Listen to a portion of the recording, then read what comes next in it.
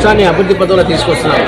అటువంటి మహోన్నతమైన వ్యక్తికి జన్మదిన వేడుకల సందర్భంగా ఆయన స్ఫూర్తితో సేవా కార్యక్రమాలు చేస్తారు. ఇప్పుడు ఉత్తరాతలు రక్తాన్ని నిలుపుకున్నట్టు కాబట్టి ఆయన బర్త్డే సందర్భంగా సేవా కార్యక్రమాలు ఇవాళ చేస్తూ చంద్రబాబు నాయుడు చల్లంగా ఉండాలి, చంద్రబాబు నాయుడు 10 కాలాలు కూడా రాష్ట్రాన్ని పరిపాలించాలి, బాగుండాలి, ఆయన బాగుంటేనే రాష్ట్రం బాగుంటుంది.